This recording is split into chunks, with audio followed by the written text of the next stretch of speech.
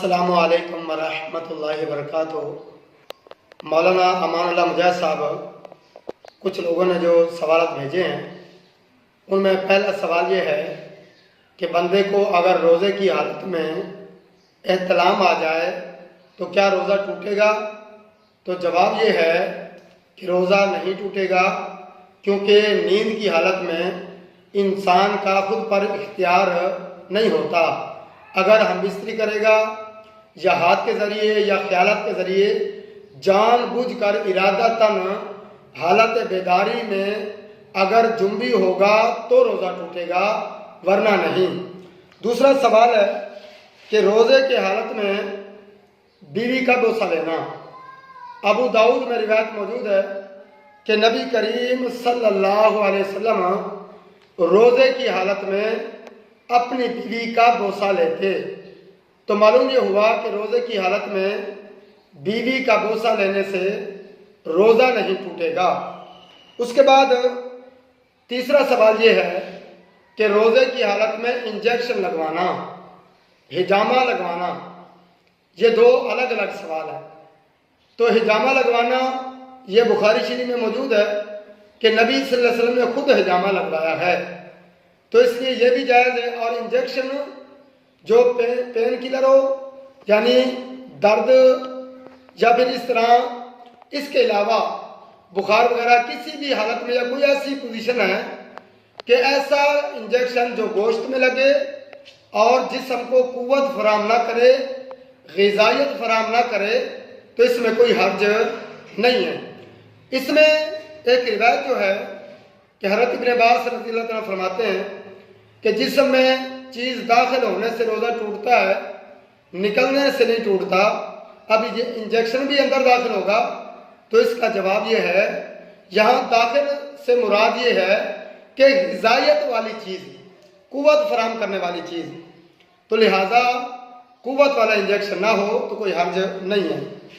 इसके अलावा सुरमा लगाना, तो इसमें जो रिवायत मौजूद है, अगरचे वो रिवायत ज़ईफ़ है, लेकिन क्योंकि असल हिलत है, किसी रिवायत में ये मौजूद नहीं है कि जो बंदा सुरमा लगाता है उसका रोज़ा टूट जाएगा, तो लिहाजा सुरमा लगा सकता है, कोई हर्ज नहीं है।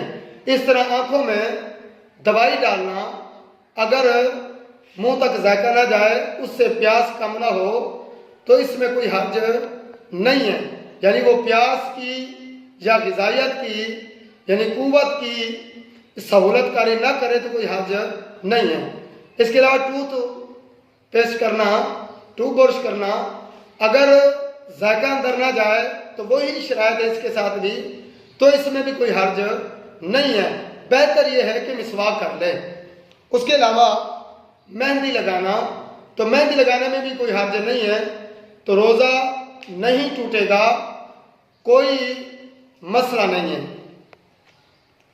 इस तरह एक औरत है, उसने रोज़ा रखा, रोज़े की हालत में उसको हैज़ आ जाता है, तो भी रोज़ा टूट जाएगा, उसका रोज़ा ख़त्म हो गया, चाहे असर का वक़्त है, चाहे रोज़े से आधा घंटा पहले यानी इफ्तारी से आधा घंटा पहले, या फिर इस तरह दिन का वक़्त है।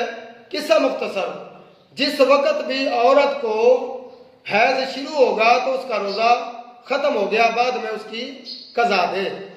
और इस तरह हालत निफास, औरत ने रोज़ा रखा है लेकिन वहाँ उसका पैदाइश का अमल शुरू हो गया, निफास शुरू हो गया, तो तब भी रोज़ा ख़त्म हो गया।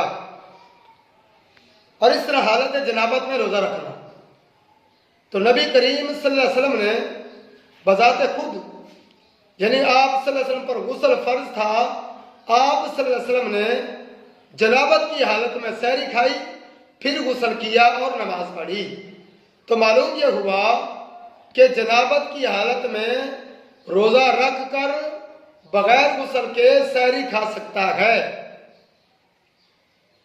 ये रिवायत बुखारी शरीफ में मौजूद है। उसके अलावा कुछ और सवाल आते हैं जो कि इससे हम इंशाअल्लाह अज़ीज़ अगली किस्त में बयान करेंगे। तो जो भी आपका कोई भी किसी किस्म का सवाल हो आप भेजा करें। तो हम इंशाअल्लाह अज़ीज़ वो अपने चैनल पर अगर आप वीडियो भेजेंगे तो वीडियो लगाएंगे, अगर आप सवाल भेजेंगे तो वो सवाल का हम जवाब देंगे।